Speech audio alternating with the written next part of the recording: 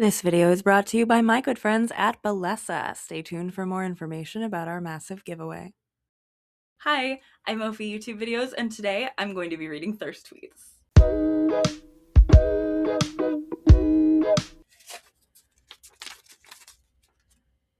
Ophie-Dokie is so good at making conversational commentary videos on YouTube.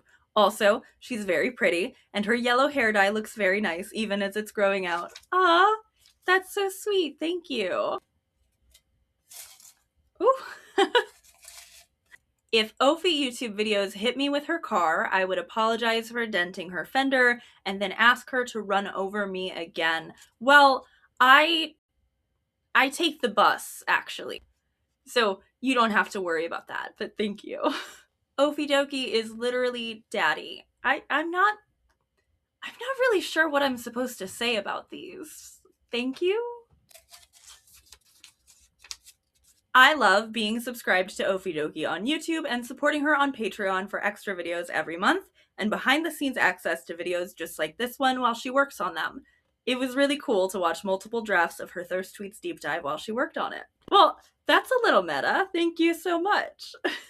I want Ophie-Dokie to crush me between her thighs like a watermelon. I'm not sure I could even crush a watermelon between my thighs. I mean, I could try, but I don't think that's gonna happen. I'm sorry. I want Ophie YouTube videos to... Okay, yeah, no, I can't help you with that one. These are kind of weird. Oh, I want Ophie YouTube videos to tell me about the sponsor of today's video. I can do that one. Thank you so much to the sponsor of today's video, my good friends at Bellesa.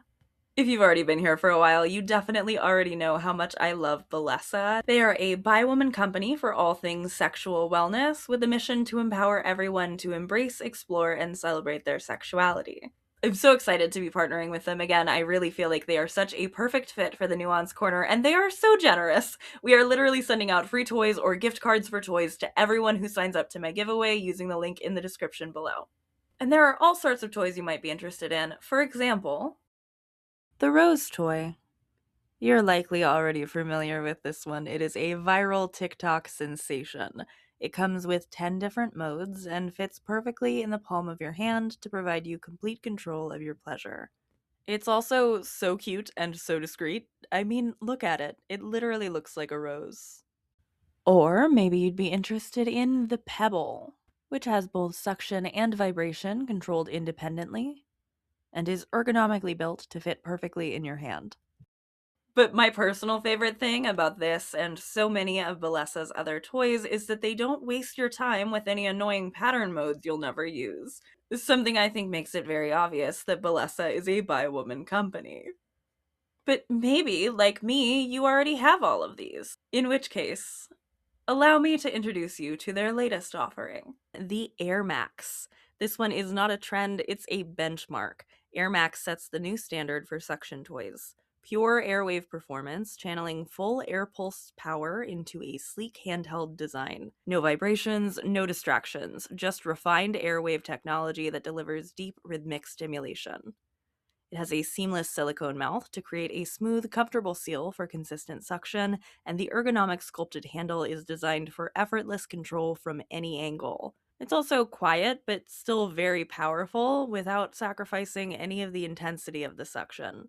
If you're thirsty to try any of these toys or anything else from Bellesa, check out the link in my description or pinned comment below. Everyone who signs up for my giveaway will win a free toy or gift card for a toy. Thanks so much to Bellesa for sponsoring this and so many other videos on the channel. Let's get back to it, shall we? I want Ophie to absolutely destroy all my holes and then step on me. These are kind of weird, right? I don't really know what to do with this. I want Ophie-Dokie to, and then it's just a bunch of asterisks. I assume that's got to be something sexual, right? What is this? What am I doing? This whole concept is kind of weird, isn't it? What What is a thirst tweet? Urban Dictionary defines a thirst tweet as a post on Twitter about a popular celebrity or person, often showing sexual attraction to the person. BuzzFeed's Celebrities Read Thirst tweet series began in 2017, with Nick Jonas hosting the first episode. Nick sits on the floor in front of a blank purple background and pulls tweets printed on pieces of paper from the LOL bucket in order to read them aloud and reply to them. This is my least favorite format for the Thirst Tweets videos, when it's just one man sitting there and responding to tweets about how hot people find him. I have to admit, I am probably biased against this as a lesbian, but in general, I just don't find these to be the most charming thing this series has to offer. And the same goes for Nick Jonas, though if I look at the comments on that video, I'm left feeling pretty alone in that feeling. The comments under this first entry in the series adore the way Nick Jonas flirts back with the thirst tweeters, praising him for being just as thirsty as the audience, repeating jokes he made, agreeing amongst themselves that his voice is sexy, or that he is the perfect mix of confident but not cocky or arrogant. I think I'd probably use that second set of words to describe the guy, but I am, admittedly, outside of the target audience for this series. As seems to be the case with most episodes of this series, the tweets that are selected for Nick to read are not primarily addressed to him. These seem to have been found via name searching the boy band member. The first one he reads after the little edited introduction was directly addressed to him. At this point in my research, I've yet to see an episode of the Thirst Tweet series that features more than just one post where the subject was directly tagged. Nick definitely set the tone for the future of this series, though, to be fair, I don't know if BuzzFeed handed him written directions to flirt back or if that's a decision he made for himself. It is pretty in line with the everything about the Jonas Brothers for their sex life to be my business for some reason. A thing I blame the guys less for from when they were teenagers, but roll my eyes at when we're all adults. In this, though, Nick gamely flirts back, offering up options for facial expressions for the social media user with a joke about tattooing his face on their ass so as to sit on his face. He makes jokes about both himself and another social media user being into strangulation, which they both call choking. And he laughs about giving a shot to somebody's recurring fantasy where he crushes their body between his thighs. A lot of the tweets that they'll have the celebrities read in this series are along these lines, joking requests for rough or violent sex, or these not quite sex but sexual fantasies, like being crushed between somebody's thighs. I want Milo Ventimiglia to suffocate me with his thick ass cheeks and snap my neck. You wouldn't be around to enjoy it. Sorry, pal. The posts are from Twitter, and I'm sure this stuff also happens over there, but there's something very Tumblr-coded about this sort of expression of desire to me, when it's less about describing specific acts you're interested in and more about sort of using whatever language and concepts might be sort of shocking. Usually, and as evidenced by the limited amount of these tweets that are directly addressed to the celebrity in question, when somebody uses this sort of language to talk about a celebrity, they're not anticipating a response, or for the celebrity to even be aware that they've said this about them. This BuzzFeed series then represents this sort of disruption in the way that conversations that happen with this sort of language are carried out, introducing the celebrity into the conversation to do what he will with it. And what Nick Jonas will do is flirt back, wink and joke and reference that there are more thirst tweets in his DMs, but those are R-rated. Wink. It's not exactly a solicitation of explicit material from his fans, but it's not far from one either. And it's definitely in line with the sort of parasocial flirt teasing that these guys always do with their audience. I wasn't sure who I assumed would be the first celebrity to read thirst tweets. For some reason, I was a bit surprised to realize Nick Jonas had been the first one ever, but the more time I've spent with the idea, the more I think it seems pretty obvious. It would be a former boy band member, one with an audience inclined to make these sorts of tweets. He's the only Jonas brother to have done one of these spots. He wouldn't marry Priyanka until a year later, so I guess the vague, undirected audience flirting might have played differently if they'd invited him to do this once he was a wife guy. This was also during the Jonas Brothers hiatus. The Thirst Tweet video does not mention what he would have been promoting at the time. There's no plug for his music in specific, just posts about how he's very sexy and cool and good at singing.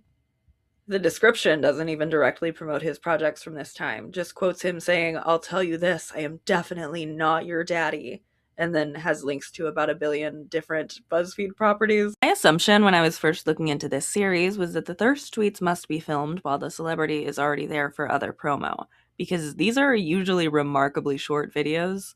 Mark Ruffalo, for example, who hosted the second ever edition and did a lot of humble, flattered laughter at the 3 tweets they found that called him daddy, held down his episode for less than a minute and a half. This would have been while he was promoting the third Thor movie, which, side note, I completely forgot he was in. The comments on this video respond well to Ruffalo's demure reactions, teasing about how he's simply too pure for this, though some do complain that they wish raunchier posts had been selected or that the video didn't go on for long enough. I couldn't find another video Ruffalo would have recorded at the same time, but it's very obvious that Nick Jonas's Thirst tweets were recorded on the same day he came in to film his puppy interview.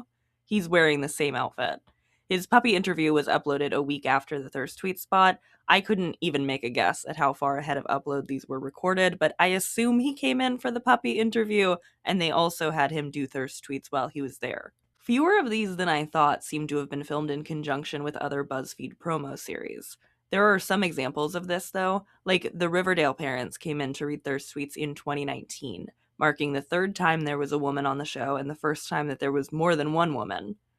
For some reason, the actual hottest Riverdale parent, Betty's crazy and crazy hot mom who joined a cult or whatever, is not present, but Molly Ringwald, Skeet Ulrich, Marisol Richards, and Mark Consuelos clearly filmed multiple appearances in one batch. Their episode of Thirst Tweets premiered on October 19th of 2019, and then in April of the next year, on the 8th and the 23rd, the channel uploaded 2 more promo junket appearances that were clearly filmed on the same day as the Thirst Tweets. The parents played a game called Plot or Not, and they took one of those personality quiz appearances where the stars from a property take a BuzzFeed quiz to reveal which character they're most like. Classic BuzzFeed, and actually really smart to draw traffic back to the website. I'm sure people watched this and took the quiz for themselves. I got Archie for some reason. I think probably mostly because I said I would order a burger and fries. That means you haven't known the triumphs and defeats, the epic highs and lows of high school football. Not only are the Riverdale parents wearing the same outfits and hairstyles in that late 2019 and early 2020 BuzzFeed junket appearances, but when I searched Riverdale parents to try to pull the video back up and double check the date, which I did accidentally get off by about 3 days, but I'm not going back to ADR that. I had the right date on the screen, it's fine. I realized that they're wearing those outfits in their promo for other outlets as well. Like when they were on Pop Sugar and played Who's Most Likely, meaning CW sent them to other places as well on the same day that they filmed the BuzzFeed stuff.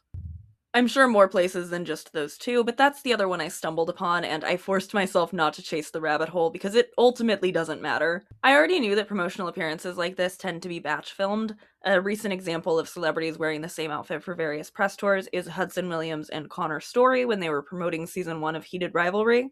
And fun fact, this video spun out of what was originally just going to be a look at that press appearance. I don't know why I'm like this either. But Connor and Hudson are wearing the same outfits, not just for their edition of Thirst Tweets, but also in their appearances at Teen Vogue and their interview with them about the intimacy coordination of it all. And good for them! I can't even film one video in the same outfit, let alone a bunch in one day. I assume that they're told ahead of time in pretty much any case other than Nick Jonas, and the only reason that I think that it might have been a last-minute thing for Nick is because he was kind of the first, and they would have been launching the series with him. Though that also could have totally just gone down via email to his agent, so maybe saying they might have asked him once he was there is a bit of an exaggeration.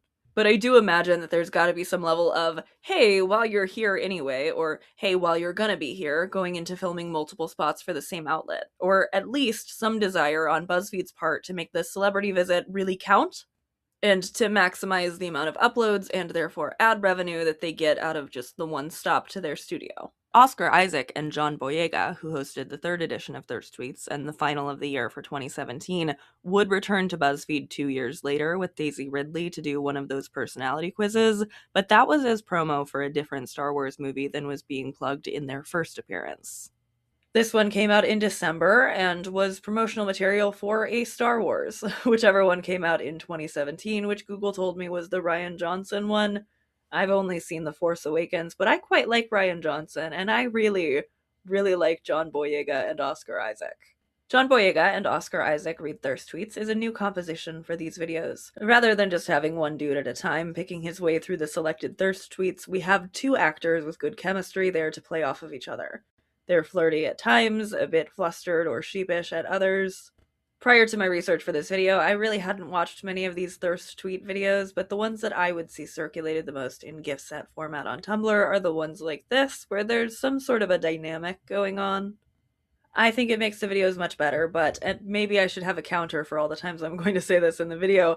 I am not really the target demographic for this kind of junket appearance. Not just because of the lesbian thing and the being unable to relate to the hyperbole these internet users speak about these men with thing, but also because I'm not a huge fan of Humilitainment, and I feel like the entire joke of this gimmick asks me to be very big on that.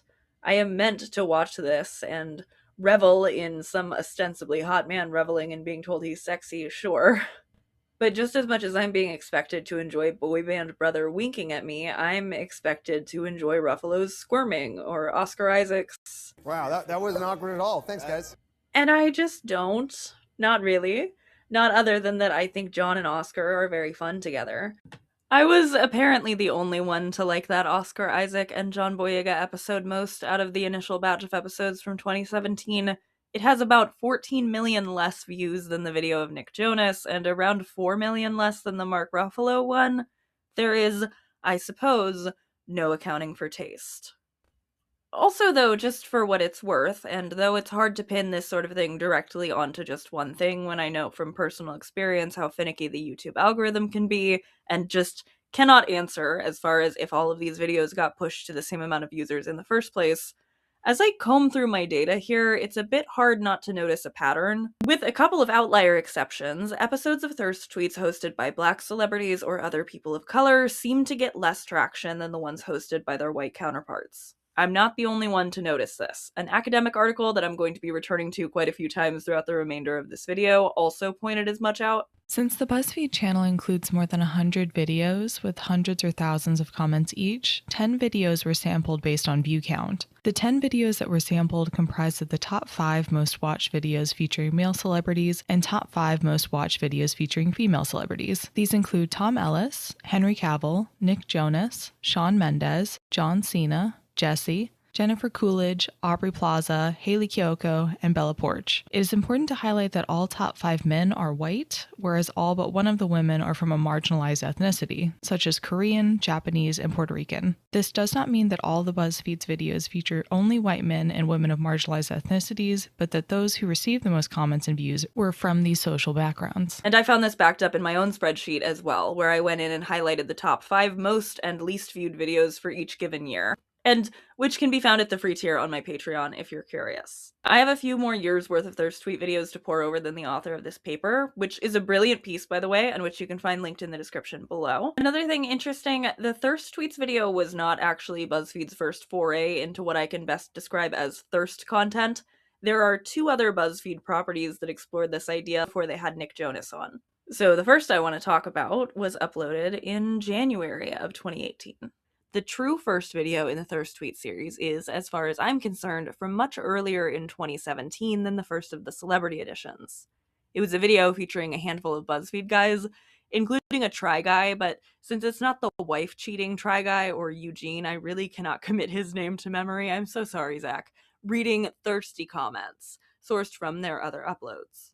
And this video did pretty well, 3.8 million views as of 8 years after upload, which is dwarfed by the 15 million views Nick Jonas's has amassed, but still plenty respectable, especially compared to other videos in the series. The other one was actually a BuzzFeed podcast called Thirst Aid Kit, which premiered in November of 2017, the same year that the Nick Jonas video would launch in September. And I have no idea what the lead time is between a podcast being pitched and it actually being produced. I feel I can't say for sure which series came about first in idea, but in terms of the podcast, in a write-up for Elle, Maddie Kahn wrote, "It was only when they became in real life co-workers after Perkins landed a fellowship at BuzzFeed on the culture desk that they decided to run with the idea. By the time Perkins and Adewumne sat down to discuss it in earnest, both had been guests on Another Round, a flagship BuzzFeed podcast. They knew how they sounded, that their camaraderie felt natural and infectious. I was just like, we're doing this," Adewumne says. Execs at BuzzFeed were impressed, and so Thirst Aid Kit was born. Fantasy made real. In experience, the podcast is pure escapist romp, with a dash of sexual politics. But in context, as the national news media continues to explore sexual harassment and issues around consent, Perkins believes it's more than mindless entertainment. It's a statement. It's really important to give women a space to show what we are interested in and what women want, Perkins says, adding that we need to talk about the limits of desire, with special attention paid to what that means for women. At this point, Perkins and Adewumne break in almost at once to anticipate that most obvious grumble. I know people will go, "Oh, how is it different than if it was a bunch of dudes doing it?" Adewumne says, and it's true.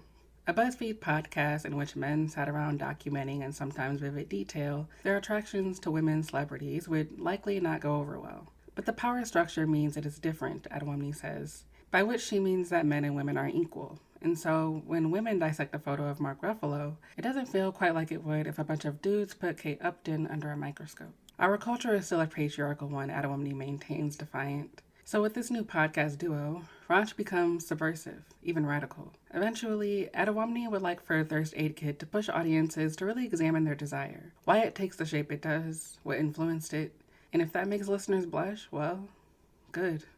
Thirst Aid Kit ran through January of 2019 when BuzzFeed would lay off a bunch of their staff.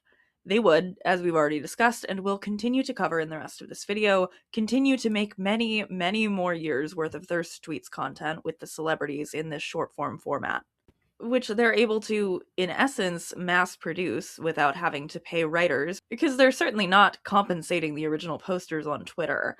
And doesn't that sort of sting? Especially when the podcast hosted by women seemed to at least have something to say. But it's not hard for me to see the reasoning for these layoffs. The overhead to make something like celebrities read thirst tweets must be minuscule.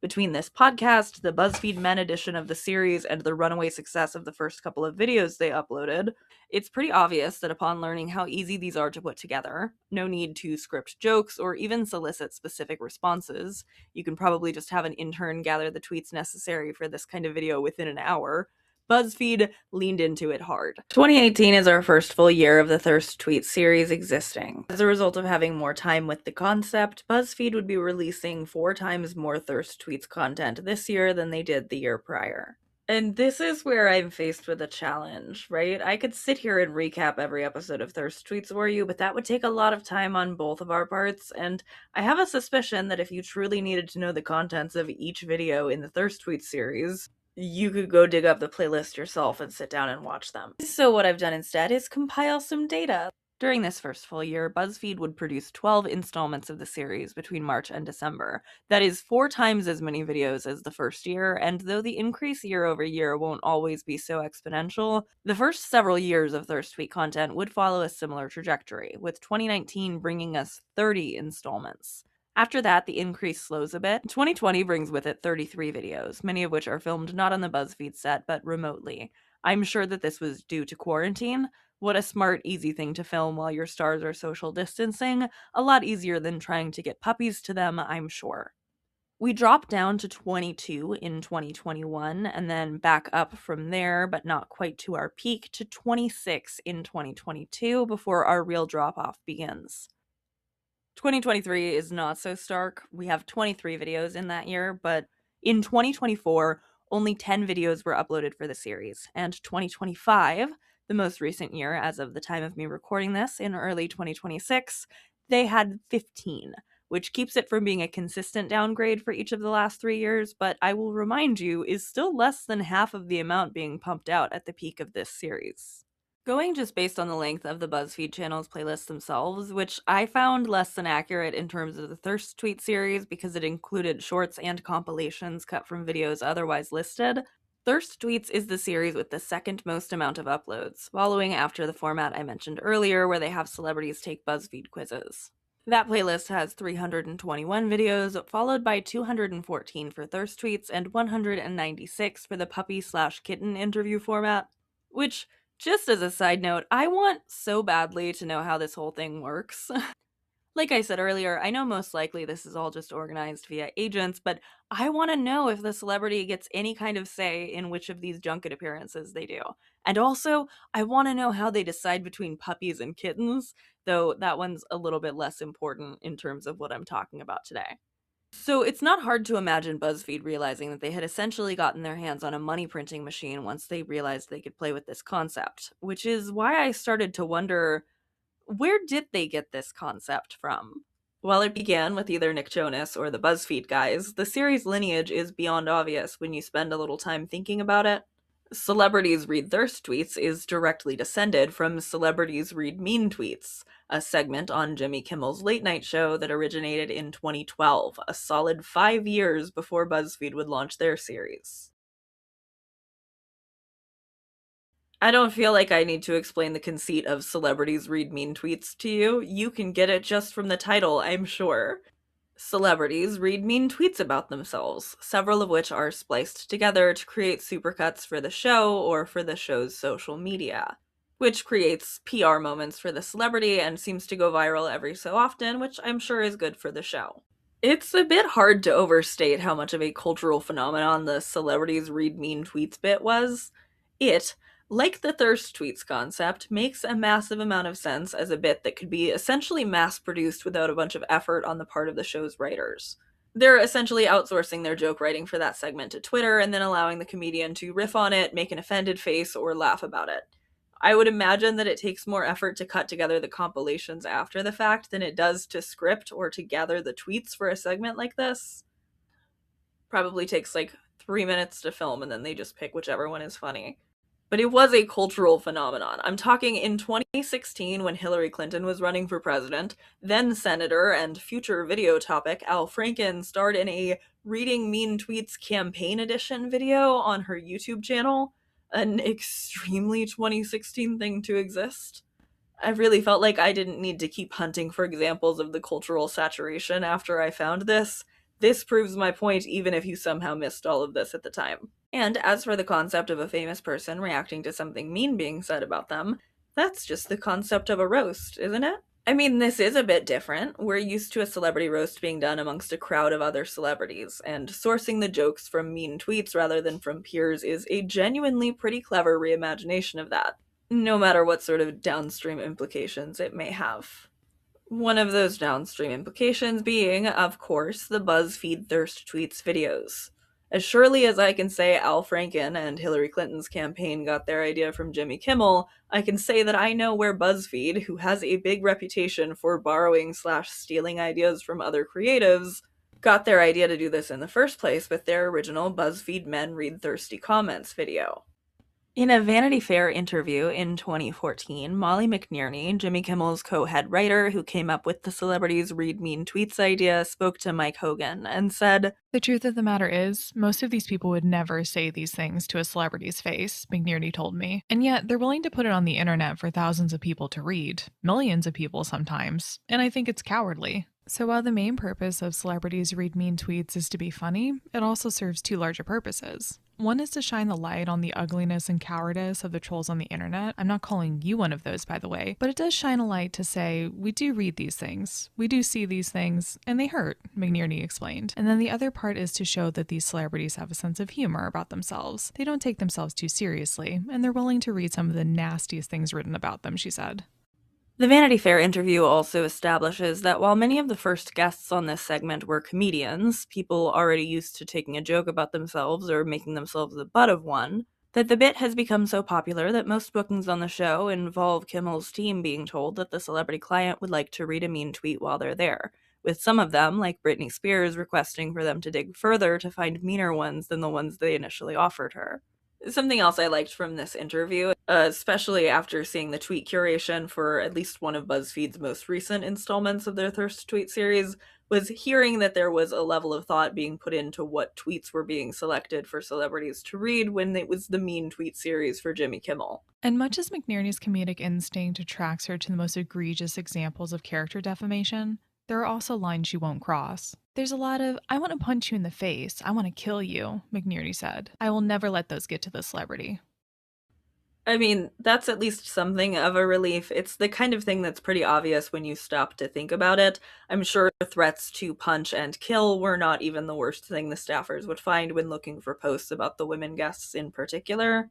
So, just kind of good to know there was some level of thought being put into the curation of these. To be fair to BuzzFeed, they do filter that stuff out too. There's just other stuff they don't filter out that I disagree with. But it would be wrong to say there's no thought put at all into it. The article continues for a while. You can find it linked in the description if you would like to read it, as always.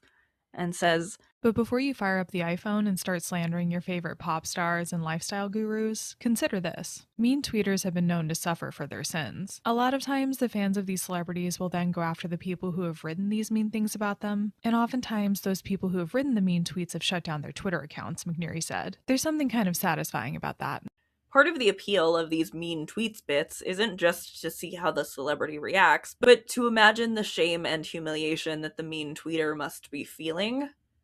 Though, at least according to the author of that interview article, whose tweet about a celebrity being old was featured in the show, he felt proud and sort of famous for having his tweet chosen. As celebrity-directed insults go, mine paled in comparison to those read by Gwyneth Paltrow. You ugly-ass bird-looking bitch. Britney Spears. Quit forcing your suckage on me, you tired hag. Or Michael Chiklis. Michael Chiklis looks like a scrotum. As Molly McNeary, co-head writer for Jimmy Kimmel Live, told me, yours was one of the softer ones. Still, I felt like a jerk. And also, weirdly, like a celebrity in my own right, or at least like an accomplished joke writer. I couldn't believe how perfect Newhart's delivery was. It's as if I had written it with the goal of getting him to say it. Believe me, I hadn't. After agreeing to an interview, McNeary, who created the segment and happens to be married to Kimmel, dashed my delusions of grandeur pretty quickly. Turns out, having your mean tweet read by the celebrity you insulted doesn't mean you're cool.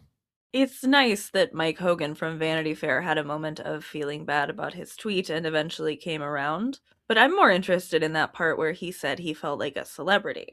Because I would wager that feeling like it means you're actually funny enough to make it on a late night show would probably be one of the more common reactions, ahead of shame or guilt or regret. Now, you or I, we might read these sometimes incredibly cruel and personal insults that these Twitter strangers are saying about celebrities and imagine that the sender must be embarrassed. But you have to remember that the sender is the sort of person who was already emboldened to send this kind of tweet in the first place. And you, at least, God I hope, are not. And something I think it might do for that kind of person is create a permission structure. When I think about these mean tweet segments, about the virality of mean tweets about people, often famous people, sometimes private individuals who will never have a late-night talk show appearance to humanize them to the same public that mocks them. I think about what permission structures are being built here. The fact is, while some of the mean tweet senders may have felt a bit sheepish eventually, the way the author of the Vanity Fair article spoke about, I have to imagine at least some of them felt emboldened. Felt as though they had gotten a good grade in doing a mean tweet, something usually measured based in the outrage it generates. And that type of person, then, it feels to me as though they'd be a bit more likely to feel encouraged by this sort of elevation, and that people who have not been on the show will see these mean tweets, which are so often just personal attacks on the famous person's appearance, or at least in the case of Margot Robbie, just straight-up sexual harassment, despite McNeary saying what she did about having those standards. What sort of permission structure do the mean tweet segments create? And how many stalkers spend their time on the internet saying cruel things about the object of their attention, hoping for some sort of response? How sure could the curators of this segment be that the tweets they're pulling from name-searching the celebrity aren't coming from somebody who has exhausted other avenues of attempting to communicate with the celebrity and might be posting abuse on social media in the even a cease and desist his attention sort of mindset? Do you vet all of that out? Are you really sure that you could? Is that possible? And I do think that this is why, fundamentally, even though celebrities read mean tweets plays as some sort of commentary on cyberbullying, it falls so flat for me. The celebrities are not allotted much time to respond at all. They have to fire something back immediate and short enough to be featured in a supercut with a bunch of other celebrities and a bunch of other mean tweets. The range of acceptable responses for this sort of junket appearance, and here I mean both mean and thirst tweets, is very limited. And the most societally approved script for the Kimmel one is to prove that you can take a joke, can laugh at yourself.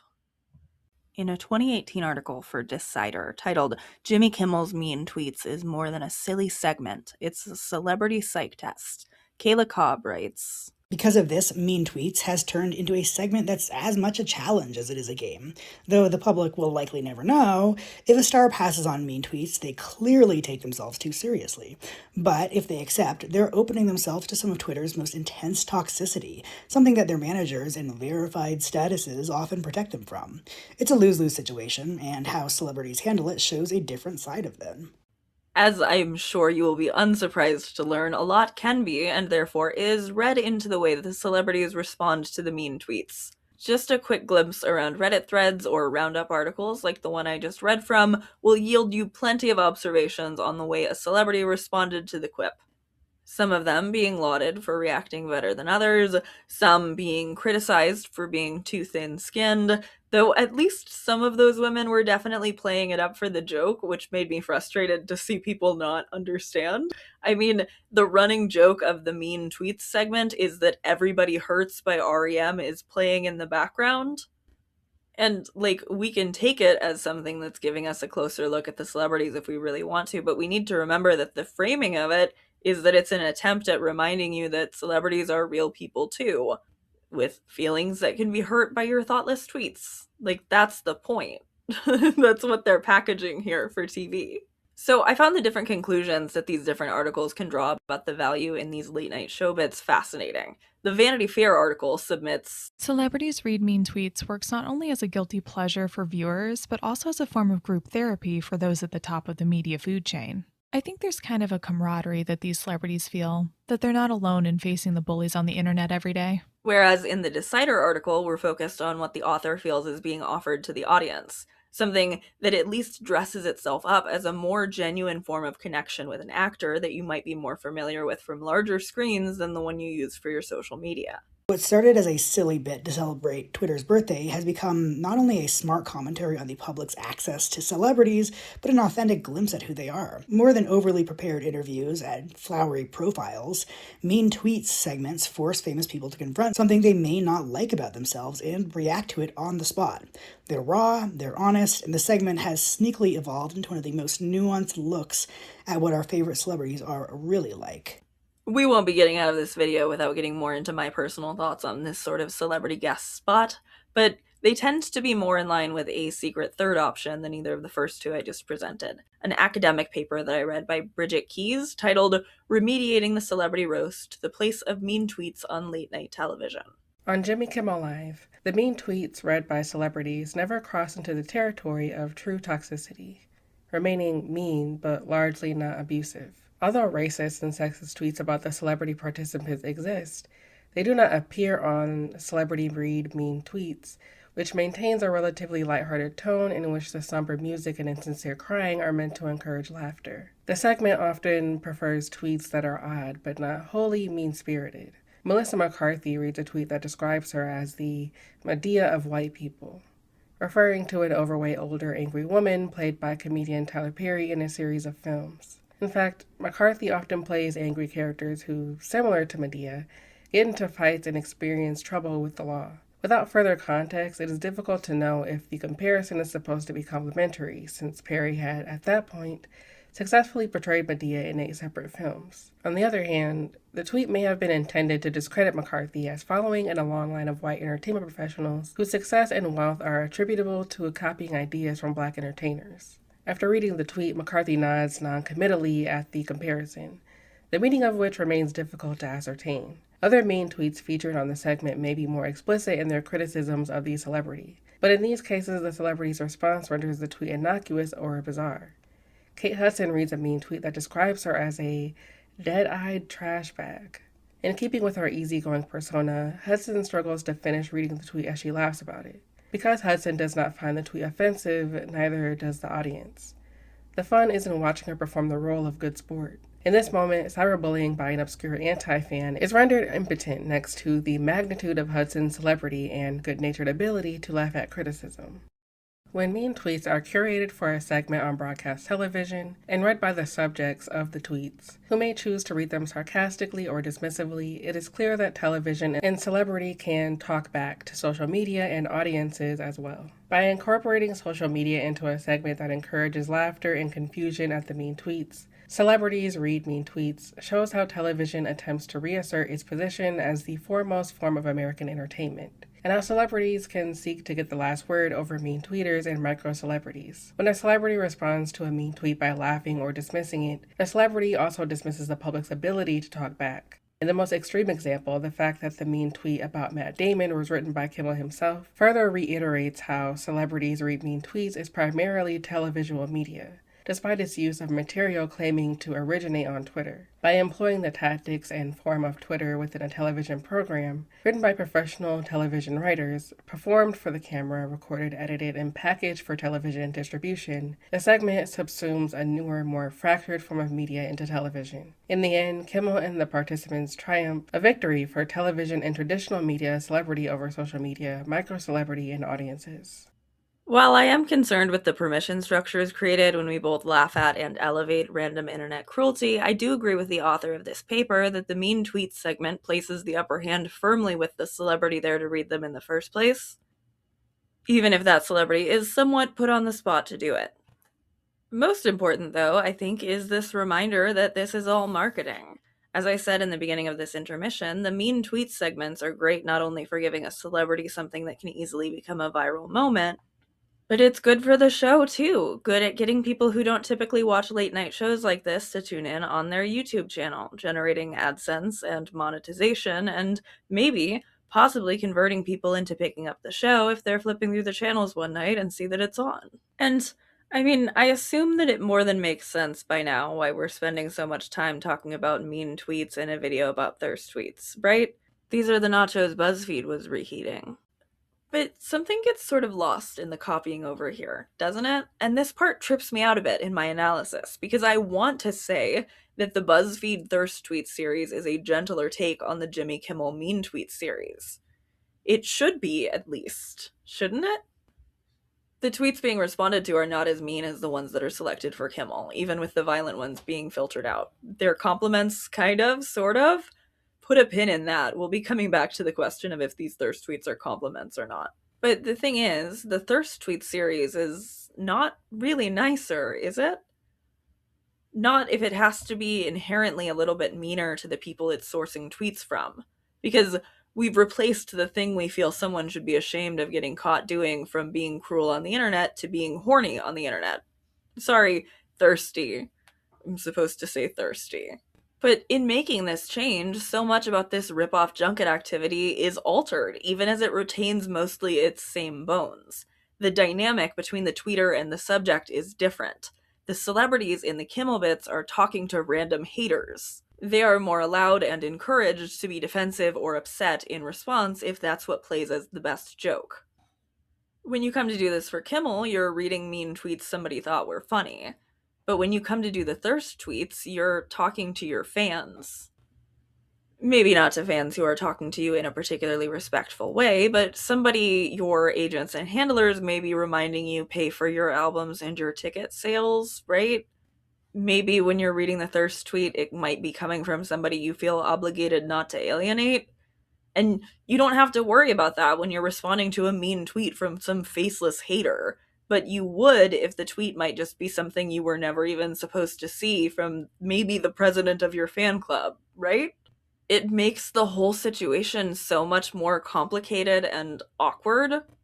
I think this change from responding to haters to responding to fans kind of ruins the segment. While neither this or the thirst tweets concept feel particularly up my alley in terms of celebrity junket promo, I do think one of these two at least has a more comprehensible aim. To me, at this point in my research, they do both still feel kind of mean. I guess I'm just a big sensitive baby. Both feel like they are at least a little bit mean to the celebrity, but the mean tweets one feels like it at least has a directionality to its bite. Like there's at least some sort of motion being made toward trying to empower the speaker, and I don't see that in the thirst tweets iteration. When we're responding to thirst tweets, instead I see fewer acceptable societal scripts for responses. And speaking broadly about the concept, I see less of an artistic or even societal vision from the way that the pieces are put together. Again, that BuzzFeed podcast that was canceled and then picked up by Slate during those BuzzFeed layoffs had at least something to say, something to think about, some sort of directionality to the concept. By contrast, I'm not really sure what, other than the obvious, PR and a sense of parasocial closeness to the celebrity blushing over being called hot, BuzzFeed's version of all of this has to offer. I think mostly what's going on in the BuzzFeed series comes down to a desire to embarrass. To embarrass the celebrity reading the tweets, but also, maybe primarily, a desire to humiliate the person who sent them.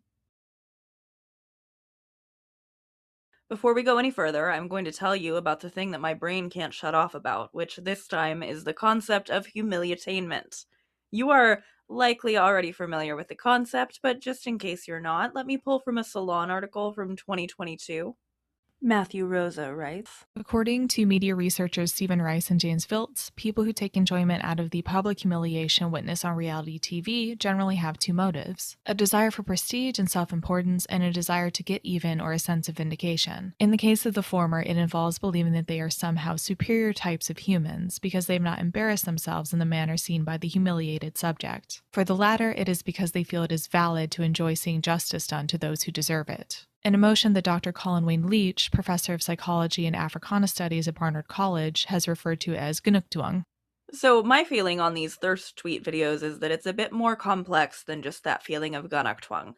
Because I think the humiliation aspect to all of this is much more subtle than it is on shows like Hoarders or in viral public shaming campaigns on the internet. We aren't truly shown the object of the humiliation, I don't think, in these thirst tweet videos. In a way, we are seeing the celebrity themselves be humiliated, yes, even though, as I said, they're also sitting around enjoying being told that they're cute and handsome and good at singing or whatever. We are watching these celebrities be put on the back foot, watching them have to find a way to try to respond to the thirst tweets and be charming or witty and sexy or sometimes very obviously uncomfortable, which is a little bit humiliating to see. But mostly, I'm thinking about the other layer to all of this for me, which is that I can't watch these videos without thinking about how embarrassing it would be to be the person who hit post on that tweet, right? That would be so embarrassing that it has to be part of the joke, right? The joke isn't just that the celebrity now must react, must laugh, must flirt, or play it cool, or whatever else. The joke is that we, the audience, are to revel in the bad luck of the tweeter who didn't anticipate their offhand thirst tweet being harvested by some BuzzFeed intern and then presented to the celebrity they had been discussing with their friends.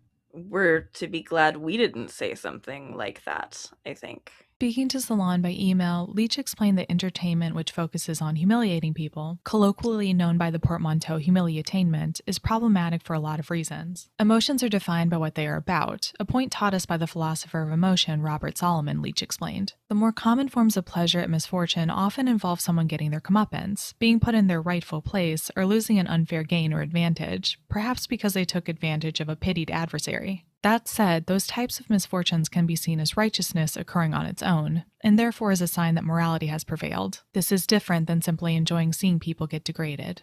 In these early videos, though the username is censored, the display name is usually left visible. So though you're not immediately presented with the screen name of the author of the tweet, you could still see that it was made by, say, a Caitlin, which would certainly be enough information to hunt the tweets down with. And, I suppose you could say, about my empathy working a bit overtime here, that the posts made on public social media are every bit as fair game as the ones harvested from the @replies of these guys, which truly don't seem to elicit this same reaction in me. I don't feel as bad about sort of laughing at somebody who said @Mark Ruffalo and then called him daddy and made that joke about the trampoline, right? I mean, the celebrity is being spoken about, and theoretically, I think they should have some sort of right to respond. Except, well, they wouldn't really be in a position to even want to respond if they hadn't come on this show, right? Because there was a third party who gathered these tweets for them. There's a third party who earns revenue from the monetization, who put the set together and stuck the tweets in the LOL bucket, or later onto a prop phone. And it would be so possible to only read posts from people who are okay with their post being read if you did it on a submission basis, but it wouldn't be as fun, would it, I don't think, if BuzzFeed just sourced compliments for these guys from their audience, right? Or else they would have started doing that by now. They would have the format be something closer to fan mail, submission from viewers. The fun here in the thirst tweet videos is that the interaction is unexpected, that the celebrity is responding to something that we all know the speaker didn't really intend for them to hear or respond to. The fun here, I think, is supposed to be that everyone involved is, or should at least be, a little bit embarrassed. Well, everyone but BuzzFeed, I guess, since a media conglomerate can't have feelings. But our feelings, the ones that we have, are most certainly being played to, and they're being played to on multiple levels. On the parasocial level, where we're seeing the celebrity we may or may not already have a crush on in a situation that feels both personal and a bit intimate, and also on that humilitainment level, where we see tweets other people sent to them and we feel grateful and affirmed and superior about how we ourselves would not post that kind of stuff. Only one half of the equations in this thirst tweets interaction willingly entered the situation, and even then, when this sort of thing is being scheduled by your PR team, I would sort of love to know how willing it all can be. But by posting to Twitter, you're not really agreeing to this, even though you are posting something online. And also, not even all of these posts are pulled from Twitter either. Some later Thirst tweets sourced for this series won't even be about the actors themselves, but about the characters they portray, hunted down on websites like Tumblr, but still packaged as though it's the same thing that we saw from the first Thirst tweets early in the series. Personally, I think that turns it into a completely different thing, but the through line that's most consistent to me is this desire to at least lightly embarrass both the actor and the poster. And I can't help but to feel as though it makes for content that is intentionally cringe at best, and at worst, something that's like a bit exploitative on every front. Exploitative of the audience who has this parasocial bond with the celebrity, exploitative of the fan of the celebrity who posted on social media, and exploitative of the celebrity themselves. The celebrity who, as I've already mentioned, only has a very limited range of acceptable responses while they're filming this sort of content.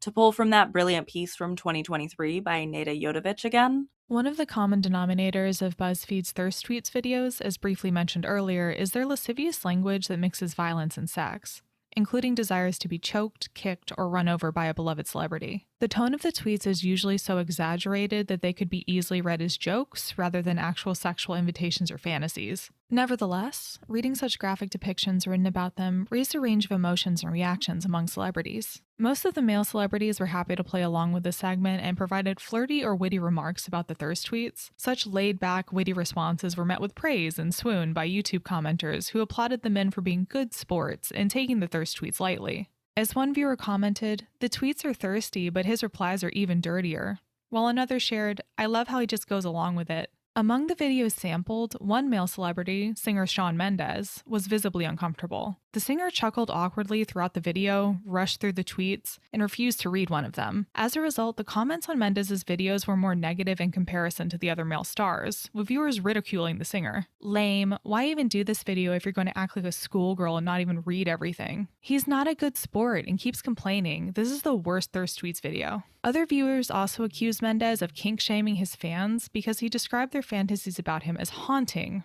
or acts that people could go to jail for. In her article about a different segment, Celebrities Reading Mean Tweets, Keyes argues that celebrities can choose whether to be upset or amused by the hatred spewed at them. In this segment, however, it appears there is only one appropriate way to react to the thirst tweets, according to the comments: by being cheeky and flirtatious in return. When Shawn Mendes refuses to do so, he's chastised. The reactions to the male celebrities who participated in the BuzzFeed segment showcase a support or appreciation of traditional sexual scripts, wherein men are expected to be easily aroused and have an insatiable sexual appetite. Because of their gender's perceived sexual prowess, male celebrities are expected by many viewers to be complimented or at least amused by thirst tweets, and praise them when they reacted according to social expectations. In contrast, some viewers ridiculed and attacked Shawn Mendes for his shy and so-called prudish demeanor, which did not align with hegemonic masculinity norms. I also found it interesting to realize that Shawn Mendes has been put in a position to read and react to thirst tweets in other circumstances as well, like when he was presented them on a red carpet. And if I have trepidation about how weird this must be to do when you know you're going into a studio in order to do it, it's increased about 100-fold in circumstances where these thirst tweets are just being randomly sprung onto the celebrity, who must be aware that it might not be the most down-to-earth look if they just refused to engage with this frankly lazy content model. I also suspect that the sort of cultural queer coding around Shawn Mendes contributes to this feeling of dissatisfaction the audience had with him for not obeying the preset guidelines for how men are supposed to respond to this sort of tweet. I know he's said as recently as 2024 both that he is aware people speculate about his sexuality and that he finds it frustrating as he's just figuring things out. I think it's kind of unrealistic to pretend like that wouldn't impact the way that he is treated and responded to, and I suspect that his failure to properly flirt back with some of the posts he found to be crossing a line probably only furthered the people who treat him poorly as a result of suspecting him of lying about his sexuality. There have been other celebrities I've seen refuse to finish reading particular tweets, like the Property Brothers passed on a few of the tweets gathered for them, including one about demolishing and renovating someone's hole. And a lot of the other tweets selected for those guys were threesome adjacent, playing out our understood cultural script around twins and saying that they wanted to have sex with either or both of the guys. I find this fascinating because it's, I think, the first time I've seen that cultural trope around twins directed at men. Typically, when you hear about somebody sexualizing a set of identical siblings that way, at least in my experience, it comes up in discussion around women. So I think the other part of the appeal of the series, beyond the humiliation aspect, the easy money for BuzzFeed aspect, and the parasocial audience interaction aspect, is the unexpectedness of it being men who are meant to engage sexual fantasies and comments about themselves, and the expectation that it would be taken with a smile and a thank you as if it's a compliment. See? I told you we'd come back to whether or not these are compliments, and I just don't think something is a compliment if you're only allowed to respond to it in a certain way. That academic article specifically draws the parallel between the timing of the BuzzFeed series being launched and when Me Too hit the Hollywood mainstream, popularized years after it was created by Tarana Burke. You probably should have seen this coming. Maybe you did. Maybe you've been waiting for it. I think it's time to talk about some gender stuff. It wasn't until episode 6, during the second year of the series, that there would be any women involved in this project for BuzzFeed at all. However, this one was an episode featuring a metric ton of actors from the Marvel Cinematic Universe, and crucially, the title, for what seems to be the only time in the history of BuzzFeed's Thirst tweet series, dropped the convention of the word thirst out of its title, changing it instead to fan tweets. So to me, this means that the first episode to officially feature a woman would have been episode 10, when Tiffany Haddish and Kevin Hart co-hosted an episode. Even that was a different format than what we would see later. The hosts were reading each other's thirst tweets rather than each reading their own or having the entire lot mixed together. So this means the first time a woman officially read her own thirst tweets wasn't until 2019 in episode 25 of the series, when Megan Good and Michael Ealy co-hosted an episode. A woman wouldn't have her own episode of the series until another year after that, in 2020, when Jennifer Coolidge would read her own thirst tweets and host an episode alone. Every year, including after the introduction of these mixed gender hosted episodes and them allowing women to host their own episodes, the vast and overwhelming majority of uploads would still be men. To be fair, I can't say for sure if this is because less women are being asked to read thirst tweets, or if it's because less women are likely to say yes to reading thirst tweets. I don't know. Maybe someday whatever intern is responsible for this series will write a tell-all memoir for me in particular, but I kind of doubt that. And with the way BuzzFeed lays off their staff, it probably hasn't even been the same interns all this time.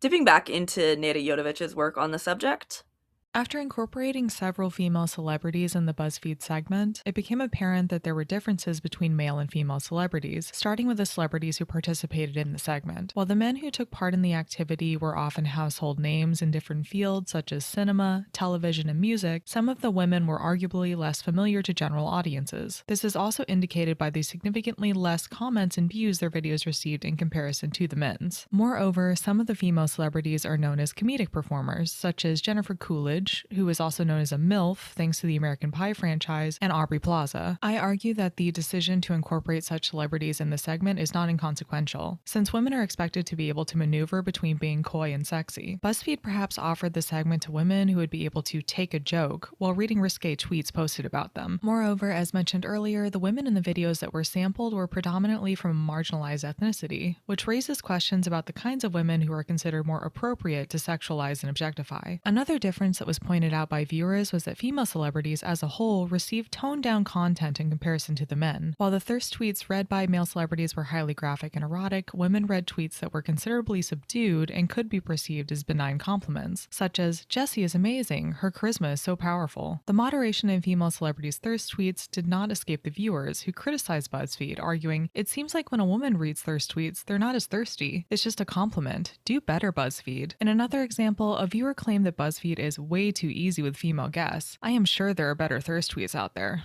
This isn't even something that only the audience has noticed.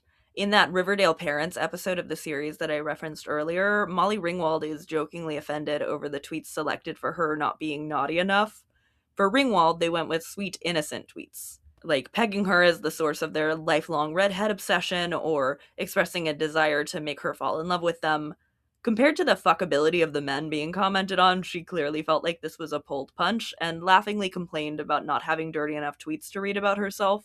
What seemed especially interesting about the sort of sanitation of the tweets for such an established actress is that it doesn't seem to hold as an entirely consistent through line for all of the videos with women. Other guests in the series, like for example Tana Mojo, are certainly given tweets that are as raunchy as their male counterparts, or in some cases even raunchier.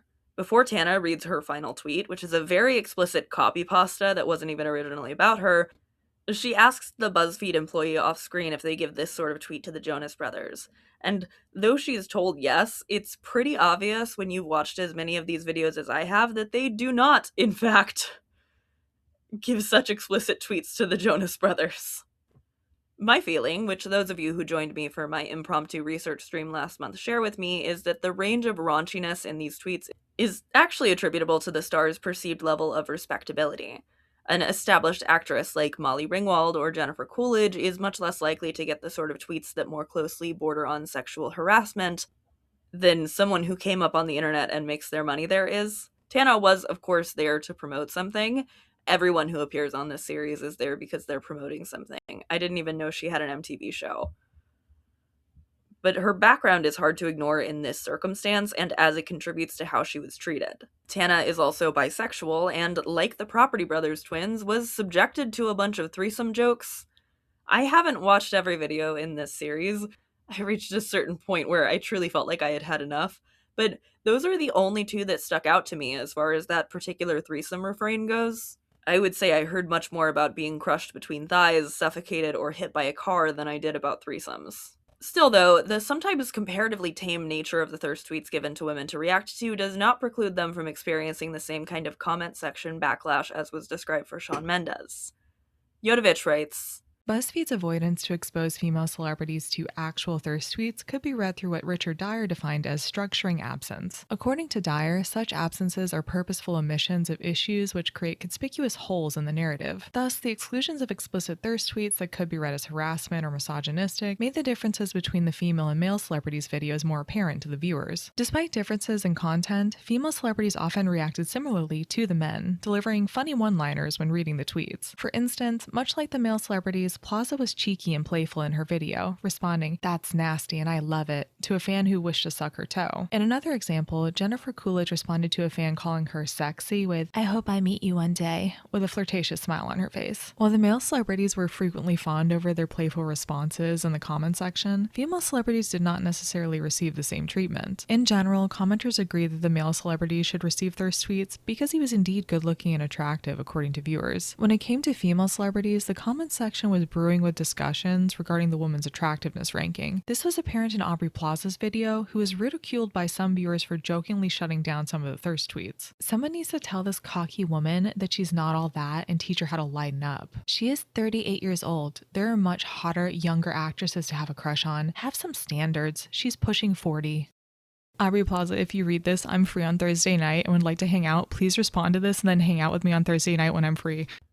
I once again return in my mind to that Thirst Aid Kit podcast, which understood the expression of lust and desire toward men under patriarchy to, for lack of better phrasing, just hit differently when it's coming from women directed at men than it does when it's directed from men to women. And that's something I don't think BuzzFeed could possibly adjust for, no matter how thoughtful they were about their tweet curation for some of these subjects. I think inherently it will in fact always come across differently when a woman posits this sort of thing about a man. I think that is an impact of living under patriarchy. But I don't want to argue for the exclusion of women from this series or from any space, though. I think if this series has to exist, and BuzzFeed seems to have answered the question of whether or not they intend for it to keep going indefinitely with a resounding yes, that women being represented is always a more positive thing than their intentional exclusion. I think I just fall in the camp where, as much as I enjoyed myself watching Tyler Posey respond to Thirst tweets, I'm not sure this series needs to exist at all. BuzzFeed Thirst tweets is, at best, a parasocial and flattering marketing tool for famous people to participate in very heavily defined gender roles, and, at worst, a corporatized, monetized experience of sexual harassment. The final thing I'd like to talk about in this video is the reason I began even looking this deeply into the series in the first place. The last video uploaded last year, 2025, was one of many, many stops on Connor's story and Hudson Williams' press tour for Heated Rivalry. And as I've already mentioned, this video very heavily featured posts from Tumblr, so not tweets at all, and posts about the characters from the show and books, so not really thirst either, as we've come to define it so far from this series. Neither of those things are my primary beef with this episode, though, as much as I think they work against the standards that have already been set for how these episodes play out. My primary beef with this episode is the very last post selected for the boys to respond to. It is, once again, not a post about either of them in particular. Neither Hudson or Connor is name-dropped. But the names of each of their characters, as well as some others from the Heated Rivalry series, are arranged onto a meme, imposed over carrots of varying sizes, clearly meant to represent genitalia in this context. And the one they labeled for Shane, a character who is half Asian, who is played by an actor who is half Asian, is the smallest, which is racist. This is racist. They just fully handed them a racist tweet and asked Hudson to respond to it. And I don't think I'm doing body language analysis to say that they seem pretty uncomfortable with this. The guys managed to turn it around to BuzzFeed asking what's meant by this, why Shane is the smallest, but there's no answer provided because what kind of answer could there even be for this? It's just a racist meme that they handed him. The idea of being handed something like this, a microaggression in meme format, commentary on your body, and being asked to be charming and cute about it is a very frustrating one to imagine. And I'm positive there are many other examples of this throughout the series, like a thumbnail for an episode with Jamie Foxx, one of the least viewed of his year, to my earlier point about videos hosted by men of color seeming to net less views, has one of the tweets they presented to him emblazoned on it proudly, as is the standard for the rest of the series. But this one is also pretty racist. The tweeter in question said that they would, and I quote, "let Jamie Foxx ruin their life and make them a single mother." Buddy. Not only do I not think the tweeter should have posted this, but I think BuzzFeed should have not selected it, and I think they certainly shouldn't have put it on the thumbnail. Jamie Foxx just played it off, laughed, and said, "'cause I'm a motherfucker," which BuzzFeed censored because racist microaggressions and sexual harassment and all are fine, but, swearing messes with their monetization, I guess. Couldn't be me. I swear like a fucking sailor in my videos. I feel like I could dig deeper into this, but I also feel like I'm not exactly the person who should be digging deeper into this. I would love for a person of color to take a similar deep dive into the BuzzFeed Thirst tweets phenomenon and make their own video about this.